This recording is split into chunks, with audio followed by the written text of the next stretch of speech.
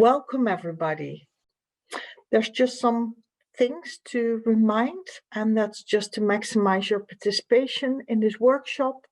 So please check your username and if possible, use the first and last name, because then it's easier for us to see who's talking. This will also relate to the chat. Mute your microphone if you're not speaking.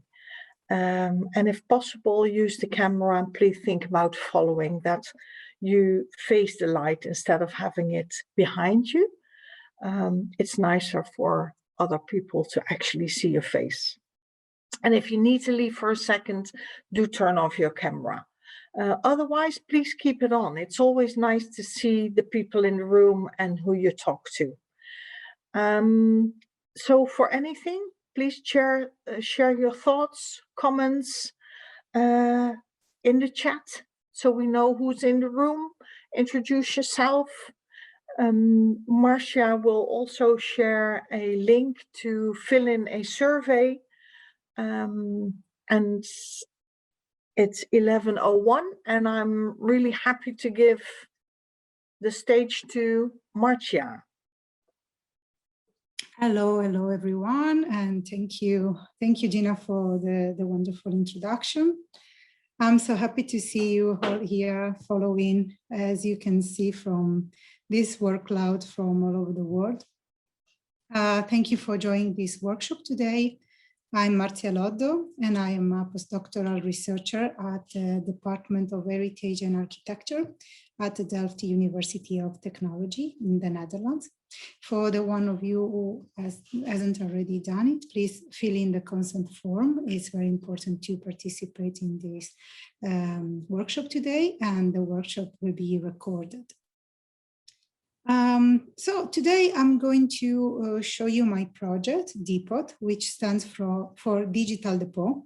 Depot in Dutch means storage. So the topic of today are storage facilities of collections.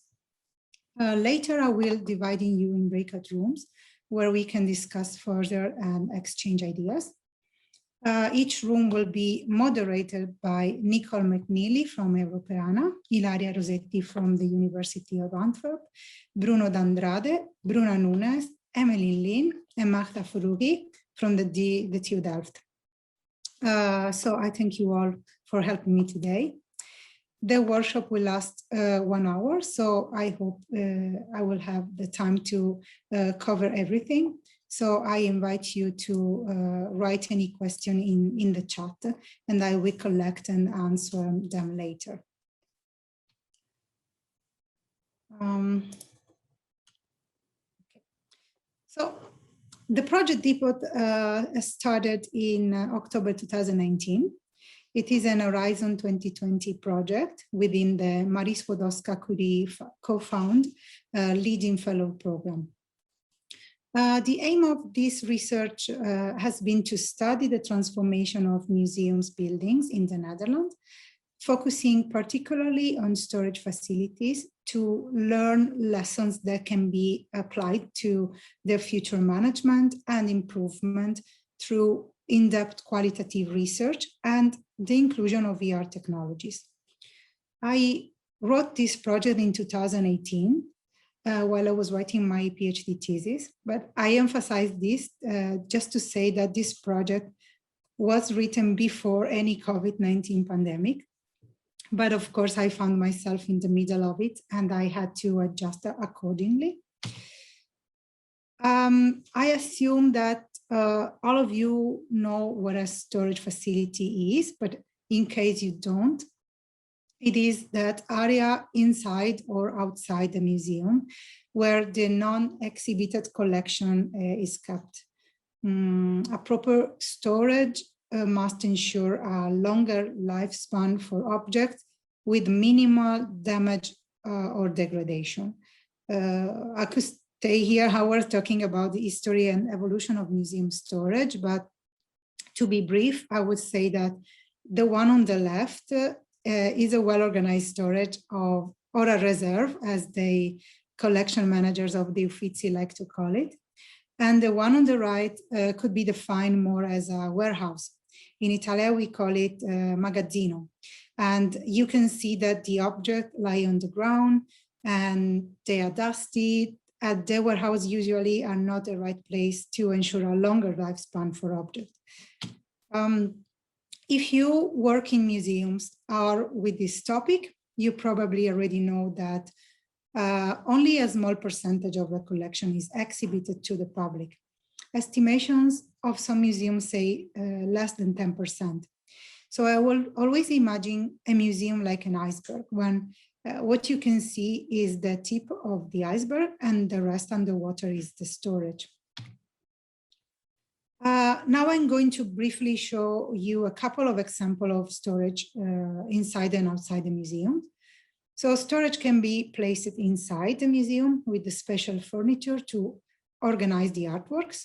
So in these cases, painting racks on the left and shelved on this right picture.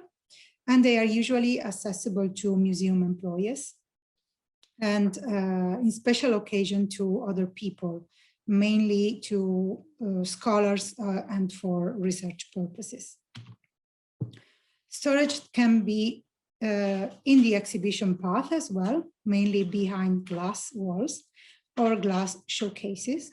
So at the Quai Branly in Paris, they are inside a beautiful glass tower so that people going to the different floors can look at it for different perspectives. And in other museums like the Metropolitan in New York or Palazzo Madama in Turin, there are entire areas of the museum where the objects are placed in glass showcases. Here in the Netherlands, there are several types of storage facilities, on-site and off-site the museum, accessible or not to the general public, and shared by a single or multiple institution. So this picture includes only off-site storage buildings, and among them you could already distinguish different shapes, but also different uses. I'm sure that many of you have now heard about this new museum in Rotterdam, which will be an open access storage building. This was built in front of the 19th century museum Boijmans van Beuningen to be its storage. But it is in fact a new museum storage, accessible to everyone. And hopefully it will be opening soon to the public this year. This building has already had a huge impact worldwide, even before it was finished. But at the same time, another storage building type was designed here in the Netherlands. The Conservation Center Netherlands, or shortly CCNL. This building is shared by 4 cultural institutions. It will be open for experts mainly, and not completely accessible for the general audience. So when I wrote the Depot project, I thought specifically about this type of off-site storage buildings, which are far from the main museums, and yet the heart of the collection. Although the Depot Boijmans type is becoming an inspiration for many museums around the world, it was a fortunate accomplishment that cannot be achieved by the many. In fact, museums that are usually in the city center cannot always find the space to build a new structure in front of their museum. And even if they could, maybe they cannot afford it. So it is more likely that the off-site storage building has to move outside the city, like, for example, the new storage building of the Museum Louvre in Lyon, which is 200 kilometers far from Paris.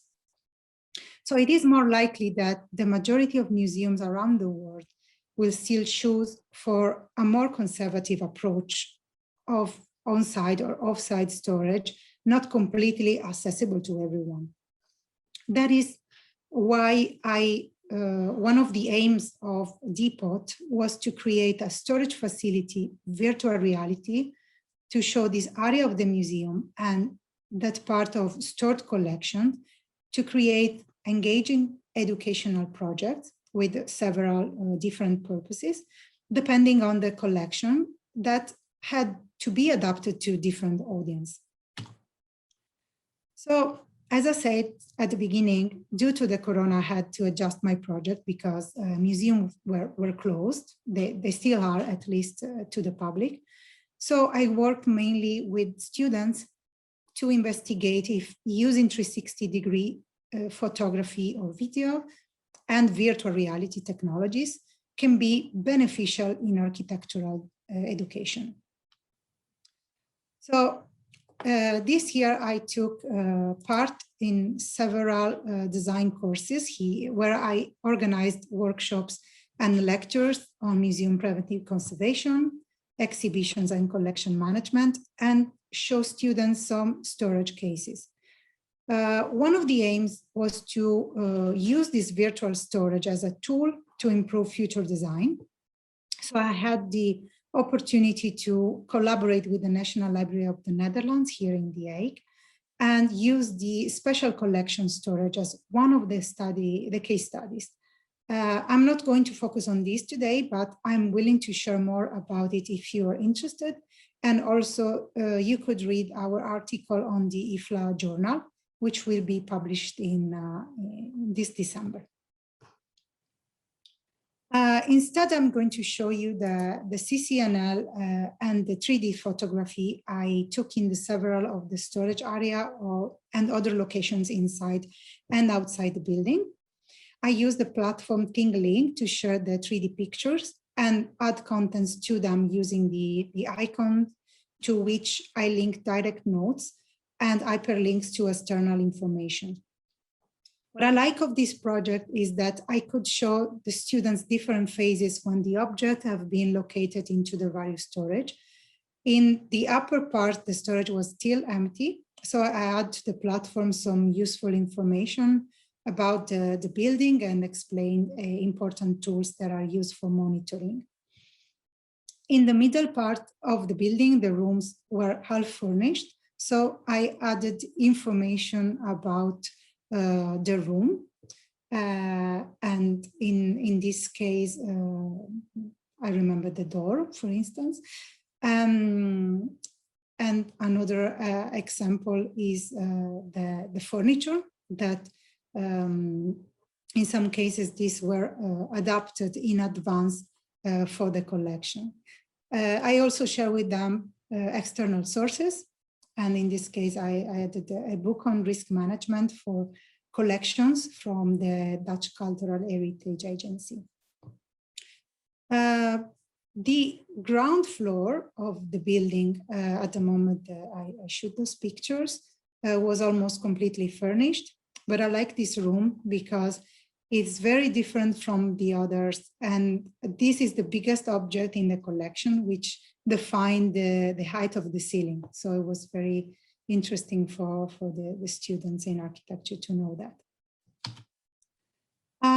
During the first lockdown, more or less, it was March 2020, ICOM Belgium Flanders took advantage of the peculiar museum closure and offered support for museums interested in making their collection more digitally accessible. So the museum turnout in Belgium, as you can see from this video, decided to 3D scan the storage facility and to create a virtual tour.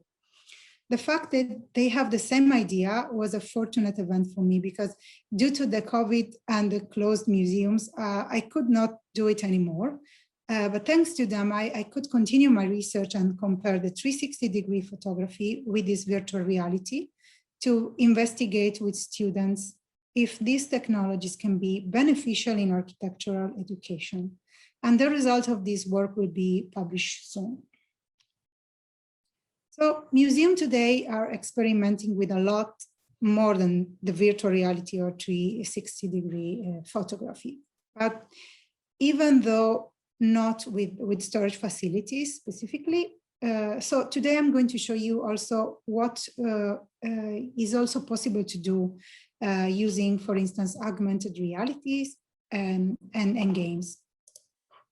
So to play with augmented reality in particular, you need a tablet or a smartphone.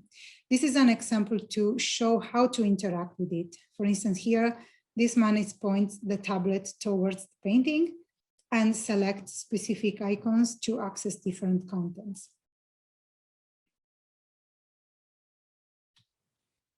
And this one is one of my favorites, called Skin and Bones, when some skeletons can be brought back to life by using AR, which overlaps images of the animals. It was done by the Smithsonian Institution in Washington.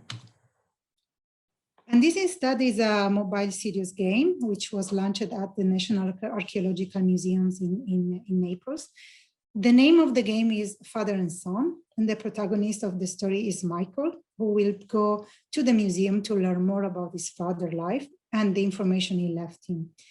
It is a 2-day game meant for everybody, not only children. I think it's very emotional, and it could be played together, maybe by a father and his son.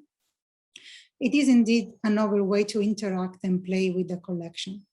And although these examples of AR and games are not specifically meant for storage and stored collections, I think it could be interesting to investigate the use of them to the non-exhibited collection.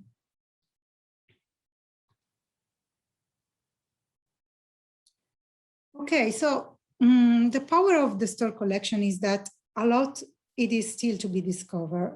Storage facilities of archaeological museums, for instance, are filled with boxes and crates full of material that need to be studied, and unfortunately, many are in bad condition. Of course, it does not present, this is not the situation for the archaeological museums.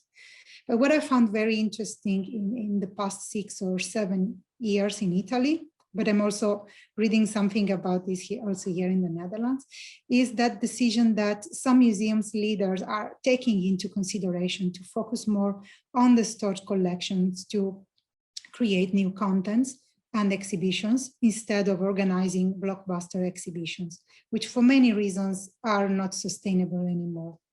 Of course, this is a much bigger topic to discuss, but for now, let's try to think of ways to make storage facilities shine and be more appealing with the use of digital technologies. So now I would like that you choose one of 2 maximum of these 4 technologies I showed you before. Magda will copy paste in the chat these 4 links. So you have 2 minutes to look at one of them again. So please go ahead and I will check them and call you back in 2 minutes. All right, so welcome back. 2 minutes have gone fast. Now I'm inviting you to join the breakout rooms to discuss the use of these technologies. And specifically, as you can see here, there are some questions. The main question is what you can gain or learn from Depot, or in general from a storage virtual reality, or a 360-degree photography, or an augmented reality, or a game of a storage. How do you use it in your profession, or how could you use it in your profession? So I'm interested in knowing what are the potentialities and the challenges of this. So please remember, this is an exchange of ideas. There is no right or wrong, but I see this as an opportunity also to networking that can lead to new projects and problems that can be useful for everyone.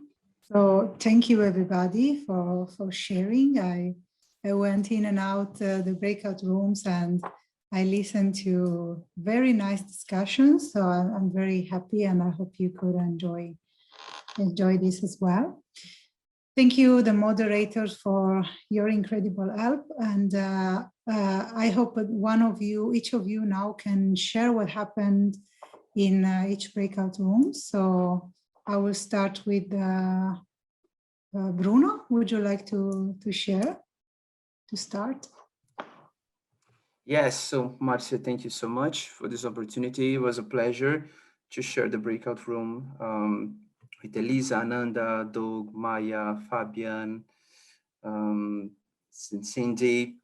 So for us, what popped up is that technology only is not enough. So the breakout room that I was representing was the digital technologies one. So for us, technology alone is not enough. There must be a storytelling factor, a narrative behind that. Otherwise, we will keep in this non-engaging effect of just being passive and looking at an object and not being able to really know the story, you know. So that's why the gaming was popping up eventually in some moments. And Elisa gave a really interesting example on where people could pick objects in a museum and build their own collection. So this kind of empowerment effect that you give for people to tell their own stories or just be co-curators of the museum, it's what seems to be appealing by the use of technology for people to engage, to participate, and to get involved with the museum and the storage facilities. And also, it's challenging times as we were facing. 3D scanning is also is the start of a documentation for management and to make this also more engaging in terms of VR, AR, and also gaming, what we could use for that. So, and also what we stood for is that the digital will not replace the real. This is not the goal. It's that the digital is a factor to provoke and encourage people to go visit the real thing. That's why the example of father and son was really interesting, because people can play the game in their mobile phones for free, but then in order to unlock some further options in the game, they need to be inside the museum to be able to unlock. So this is an example of how the technology allow you from the distance to be included in the museum, but also that as a geolocation game effect that you need to go to the Rio and experience that. In a nutshell. Over to you, Marzia. Thank you, Bruno. Thank you very much for your nice and neat sum up of what happened in your room. So who else would like to say? Magda, would you like to be the next? Yeah, sure. I'll go next. So we had a very interesting discussion on different digital technologies and how people experience it. The game was quite surprising for everyone that we have games even for visiting the storage facilities. And we also kind of came up with this point that Bruno said, that although these tools can motivate some people that are less interested in museums to visit museums and also to visit the parts of the museum that are not open for everyone. But on the other hand, they should not be replaced with the museum. So these digital tools and the real museums should have a connection, and they should attract people to the museums rather than just replacing them. And also the fact that sometimes the digital technology is so cool and advanced that people get lost in the medium rather than concentrating on the content of the tool. That was the main point. Thank you. All right, great. Ilaria, would you like to share? Yes. Hello, everyone. Well, we had in the group. Yes, I was in the group of teachers and educators, and we had a very active discussion. Well, as in the other groups, we touched upon the already mentioned topics. Well, mainly when we talked about the interest, of course, we discussed how these technologies can be useful for teaching, but also the interest is due to an increasing attention to this kind of technologies in the field, which can be experienced. Then many of the participants in the room, we were 8, already used, for instance, virtual reality or 360 degrees photos use for in their classrooms, but also inside museums, both for exhibitions and for museum education activities. Then talking about potentialities and challenges, indeed, as Magda also just mentioned, we talked about how this virtual reality can help accessing places that normally can't be physically accessed, but also they can function as an enhancement of access to knowledge when this place can be accessed instead. So we talked about the importance of balancing the in-person experience and the digital experience, because especially now with the pandemic, we risk to be too much exposed to digital environments, but despite this, strong challenge, these tools are still look at the future of in this museum storages. Thank you everyone for participating. Thank you so much, Hilaria, and your group. So we go to the group of Nicole and Emmeline, which was museums. Yes, museums and libraries and cultural operators. We've heard a lot of the same themes which came up in our room. We focused our discussion on the potential, the opportunities, and the challenges. We see that digital is this tool which is another tool to help us bring collections to society. It's a product for society. And in that sense, it's this opportunity to see what's behind the curtains. But like what we've heard elsewhere, this is not a replacement for an interaction. And also the digital should not be the focus of the interaction. The digital should be that way of incorporating a better engagement with the cultural heritage content. So the digital functionality should not be the main point of the experience. And it's about that balance. I've heard the word balance in other groups as well.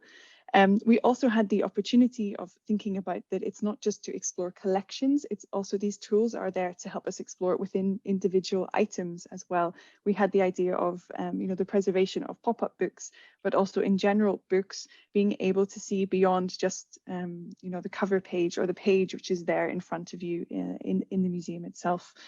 We had some really interesting examples shared of opportunities and work that other people are doing. And I'll think about the challenges. Well, the challenges are also around storytelling and getting those skills. There's a challenge around data storage, storing all the digitized objects and the tools that you then create to bring people in. There's also a challenge around, actually, whenever you're developing these tools, that you don't just follow the ambitions of your institution, that you also assess and plan for the users, that you listen to their feedback, that you develop it for your audiences. And the audiences here we're thinking are not just, they're researchers as well as visitors. So, and that user engagement and that user feedback is super important. And that might have to be a bigger part of people's plans. I think it's about not turning digital into a gimmick as well, that you think about why you're using it and what the audience wants. Mm-hmm. I'll stop there.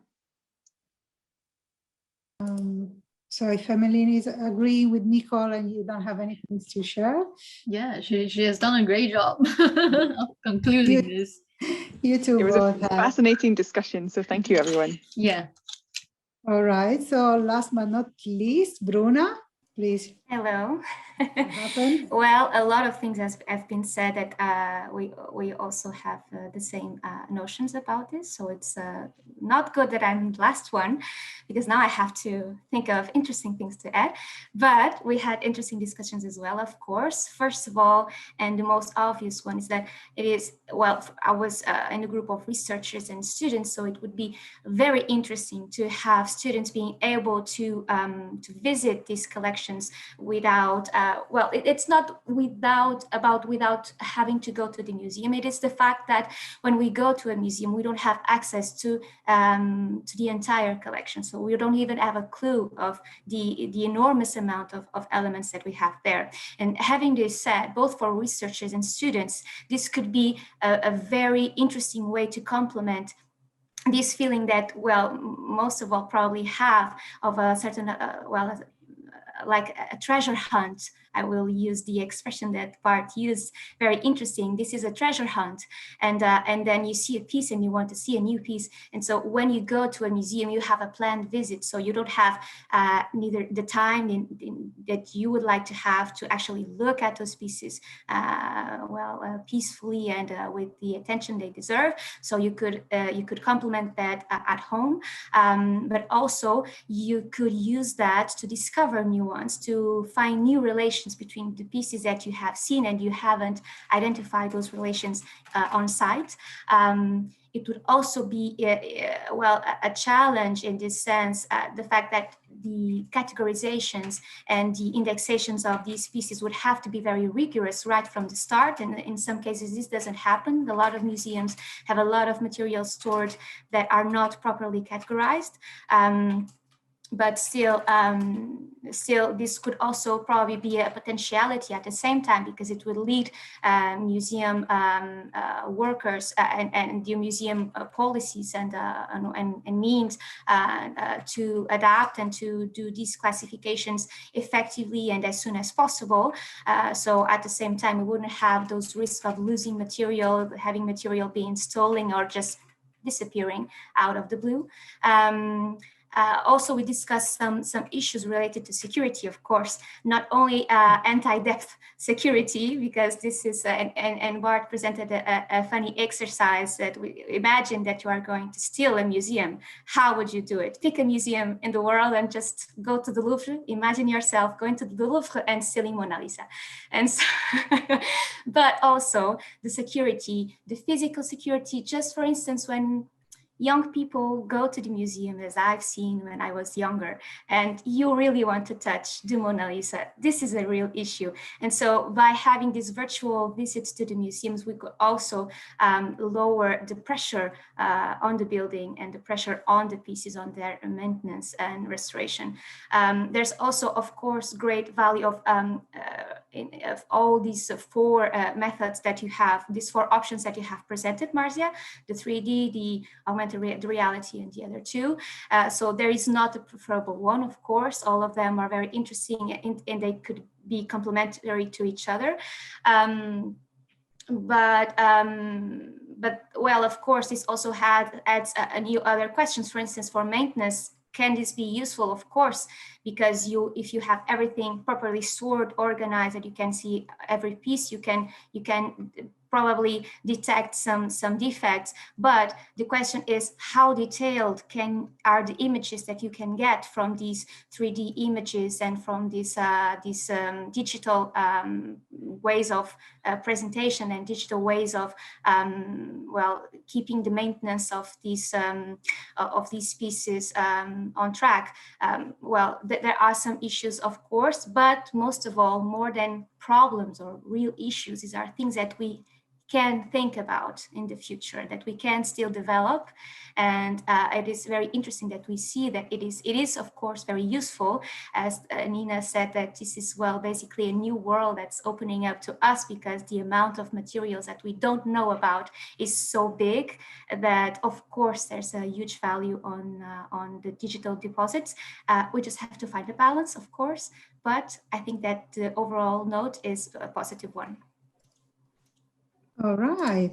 Thank you. Thank you, Bruna. Thank you, all of you, for this amazing description of what's happening in your breakout room. I see that a lot of people is leaving already the meeting. We are supposed to last only 1 hour, so sorry about that. So there is no more time, but I see the chat will be saved and I will answer your question. But I want to say, if you like, please drop me a line. This is my email, and I've also created a website for Depot, so for the project, and you can find it here in the chat. I will update it as soon as each of the results and the article will be published, but I also want to add some extra, so stay tuned. Stay tuned. and a part of the video, the beginning of this video, which is my presentation, will be also shared by Europeana, and I think they will do a collage also with this last part. So they will be sharing that, and you can access to it in the future. So for now, it's all. And please, if you have any other questions, don't hesitate to write to me. So thank you all for being here today.